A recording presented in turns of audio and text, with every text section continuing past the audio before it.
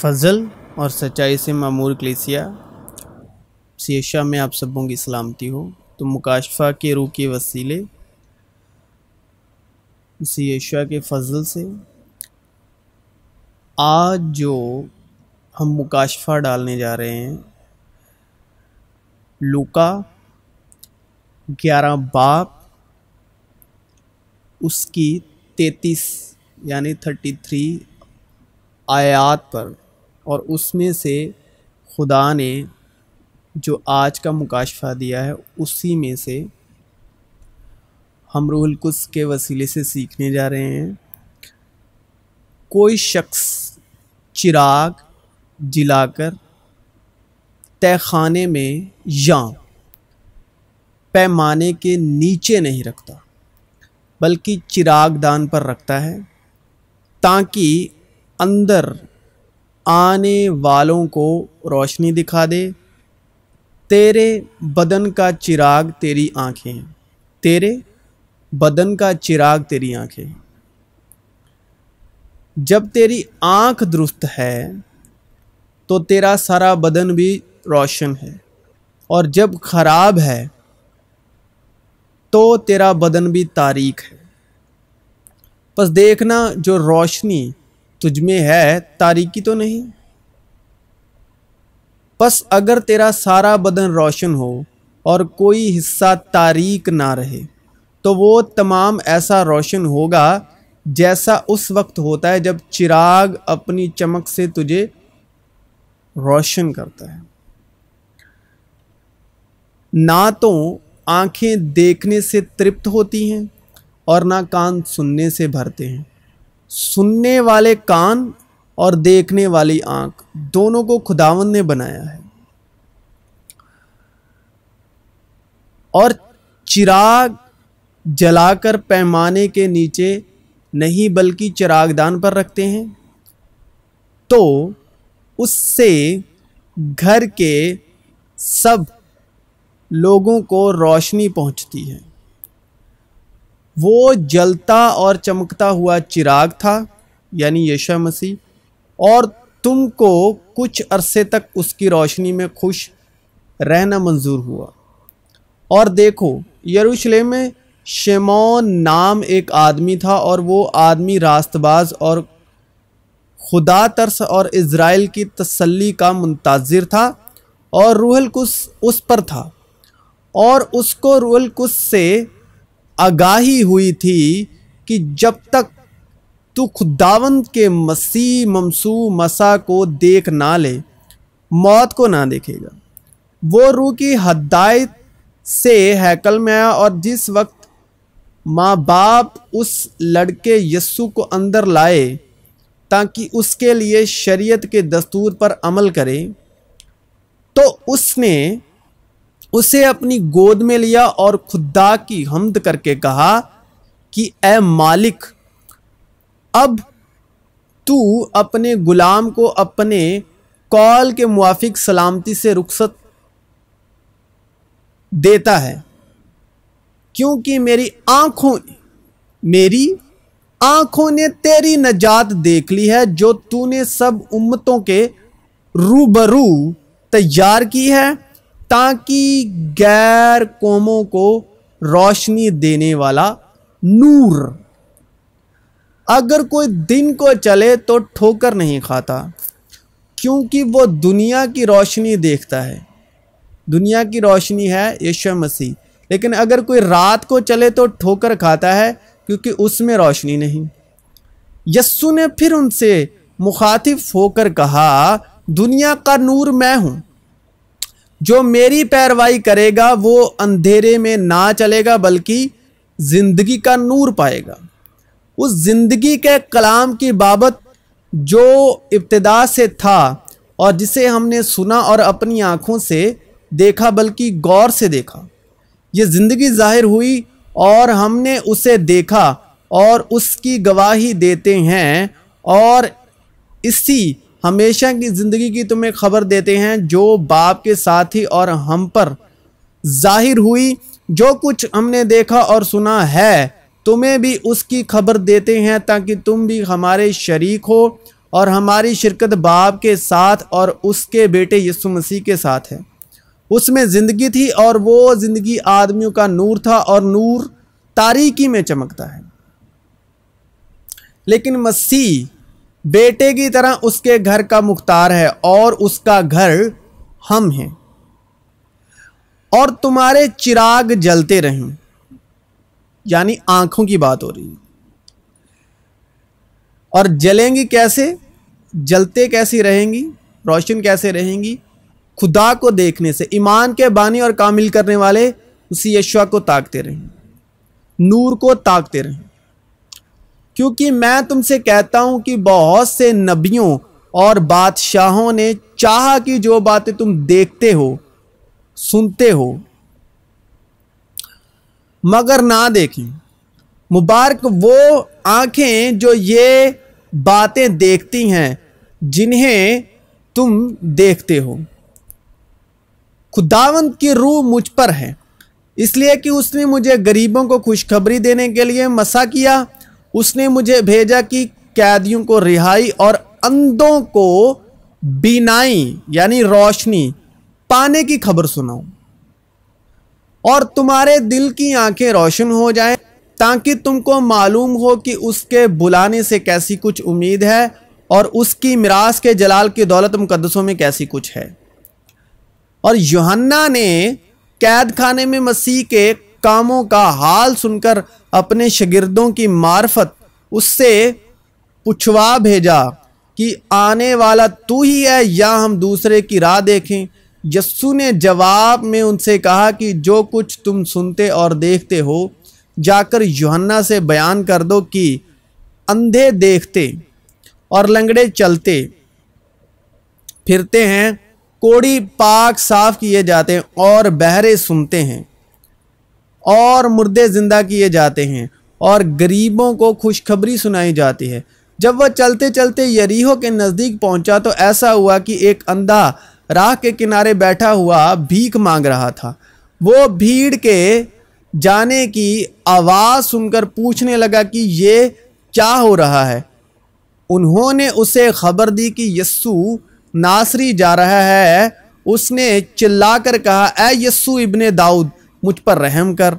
जो आगे जाते थे वो उसको डांटने लगे कि चुप रहे, मगर वो और भी चिल्लाया कि ऐ इब्ने दाऊद, मुझ पर रहम कर। यस्सु ने खड़े होकर हुक्म दिया कि उसको मेरे पास लाओ। जब नज़दीक आया तो उसने उससे ये पूछा, तू क्या चाहता है कि मैं तेरे लिए करूं? उसने कहा, ऐ खुदावंद, ये कि मैं बीना हो जाऊं यानी देखने लग जाऊं। यस्सु ने उससे कहा, बीना हो जा, तेरे ईमान ने तुझे अच्छा किया।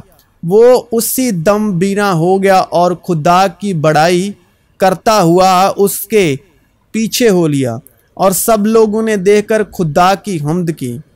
इन हकीकी वाक़यात, जो ये हकीकी वाक़यात हैं, आज की तारीख में हमने इन बातों को चमत्कार का विषय समझा हुआ है, चमत्कार का विषय समझा हुआ है। लेकिन इसके पीछे रूल कुछ के वसीले मसीह यशुआ जो थे वो यहूदियों को ये जाहिर कर रहे थे, ये साइन दिखा रहे थे, ये निशान जाहिर कर रहे थे कि मैं ही वो हूं, मैं ही वो नूर हूं जो तुम्हारे दिल की आंखें यानी रूहानी आंखें जो नबीना है, जो इस अंधे की तरह रूहानी तौर पर तुम भी अंधे हो, जो नबीना है, बंद हैं, उन्हें रोशनी दे सकता हूं यानी बीना कर सकता हूं। वो अंधे को ठीक करने के वसीले, अंधे को रोशनी बीना करने के वसीले, कि तुम भी ईमान के वसीले से अपने दिल की आंखें हैं जो उसमें आप नबीना हो। तो यहूदियों को यीशु मसीह ये जाहिर कर रहे थे कि तुम भी बीना हो सकते हो अगर मुझ पर ईमान लाओगे तो, क्योंकि यहूदी यीशु मसीह पर ईमान नहीं लाते थे। तो वो उनको ये निशान जाहिर करके बता रहे थे। तो वो अंधों को बीना करने का मकसद यहूदियों के निशान जाहिर करना है कि अगर तुम बीना होना चाहते हो जो तुम यानी कि यहूदी। अब देखिए यूहन्ना ने कैसे पहचाना। यूहन्ना को यीशु मसीह ने क्या निशान जाहिर किया। जब यूहन्ना कैद खाने में मसीह के कामों का हाल सुनकर अपने शिगिर्दों की मार्फत उससे पूछवा भेजा कि आने वाला तू ही है या हम दूसरे की राह देखें। तो जो यूहन्ना है वह शरीयत का आखिरी नबी है, मूसा की शरीयत का आखिरी नबी है। तो यहूदी जो है वो निशान चाहते हैं। यस्सु ने जवाब में उससे कहा कि जो कुछ तुम सुनते और देखते हो जाकर यूहन्ना से बयान कर दो। अब यीशु मसीह अपने मसीह होने का सबूत दे रहे हैं, निशान जाहिर कर रहे हैं। अंधे देखते हैं, इसी तरह यीशु मसीह अंधे को बीना करने के वसीले यहूदियों को निशान दे रहे थे कि मैं ही वो मसीह हूं, मैं ही वो सच्चा मसीह का कदूस हूं। और लंगड़े चलते फिरते हैं, कोढ़ी पाक साफ किए जाते हैं और बहरे सुनते हैं और मुर्दे जिंदा किए जाते हैं और गरीबों को खुशखबरी सुनाई जाती है। तो ये खुदावंद जो हैं साइन और यहूदियों को निशान जाहिर कर रहे थे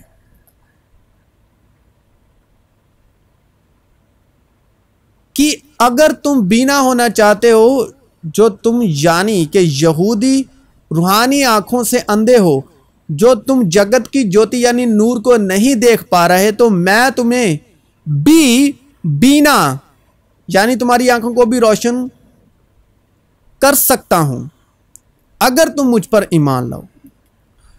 क्योंकि यहूदी निशान चाहते हैं, तो मसीह यीशुआ यहूदियों को निशान जाहिर कर रहे हैं और उनके हक में यशाया की ये पेशनगोई पूरी होती है, यानी यहूदियों के हक में जो यीशु मसीह पर ईमान नहीं लाते थे, क्योंकि शरीयत को ईमान से कुछ वास्ता नहीं। तुम कानों से सुनोगे और हरगिज ना समझोगे। लेकिन उनके पास जिस्मानी कान तो हैं लेकिन समझ का रूह नहीं। और आंखों से देखोगे, जिस्मानी आंखें तो हैं और हरगिज मालूम ना करोगे, क्योंकि इस उम्मत के दिल पर चर्बी छा गई है और वो कानों से ऊंचा सुनते हैं और उन्होंने अपनी आंखें बंद कर ली हैं। कहीं ऐसा ना हो कि आंखों से मालूम करें और कानों से सुने और दिल से समझे और रजू लाएं और मैं उन्हें शिफा बख्शूं। यानी उन बेईमानों के, बेईमान यानी जो यीशु मसीह पर ईमान नहीं लाता, के वास्ते जिनकी अक्लों को इस जहान के खुदा ने अंधा कर दिया है, ताकि मसीह जो खुदा की सूरत है उसके जलाल की खुशखबरी की रोशनी उन पर ना पड़े। यह कहकर उसने जमीन पर थूका और थूक से मिट्टी सानी और वो मिट्टी अंधे की आंखों पर लगाकर उससे कहा, जा शिलोह के हौज में धो ले, जिसका तर्जुमा भेजा हुआ है। बस उसने जाकर धुआ और बीना होकर यानी रोशन, उसकी आंखें रोशन होकर वापस आया। बस पड़ोसी और जिन जिन लोगों ने पहले उसको भीख मांगते देखा था कहने लगे, क्या ये वो नहीं जो बैठा भीख मांगा करता था? बाज ने कहा ये वो ही है, औरों ने कहा कि नहीं, लेकिन कोई उसके हम शक्ल है। उसने कहा मैं वो हूं। बस वो उससे कहने लगे, फिर तेरी आंखें क्यों कर खुल गई? फिर तेरी आंखें क्यों कर खुल गईं? उसने जवाब दिया कि उस शख्स ने जिसका नाम यस्सु है मिट्टी सानी और मेरी आंखों पर लगाकर मुझसे कहा कि शिलोह में जाकर धो ले। बस मैं गया और धोकर बीना हो गया। उन्होंने उससे कहा वो कहाँ है? उसने कहा मैं नहीं जानता। लोग उस शख्स को जो पहले अंधा था फरीसियों के पास ले गए, और जिस रोज यस्सु ने मिट्टी सान कर उसकी आंखें खोली थी वो सब्बत का दिन था। फिर फरीसियों ने भी उससे पूछा तू किस तरह बीना हुआ? उसने उनसे कहा कि उसने मेरी आंखों पर मिट्टी लगाई, फिर मैंने धो लिया और अब बीना हूँ। बस बाज फरीसी कहने लगे ये आदमी खुदा की तरफ से नहीं, क्योंकि सब्बत के दिन को नहीं मानता। मगर बाज ने कहा कि गुनाहगार आदमी क्यों कर ऐसे मौजे दिखा सकता है? बस उनमें इख्तिलाफ हुआ। उन्होंने फिर उस अंधे से कहा कि उसने जो तेरी आंखें खोली तो उसके हक में क्या कहता है? उसने कहा वो नबी है। अब बीना कहते हैं जिसे दिखाई देता हो, और नबीना कहते हैं जिसे दिखाई ना देता हो। अब जो हम नबी शब्द बोलते हैं, सुनते हैं, पढ़ते हैं, वो शब्द है नाबीना, और नबीना हुआ नबी, नबीना से हुआ नबी।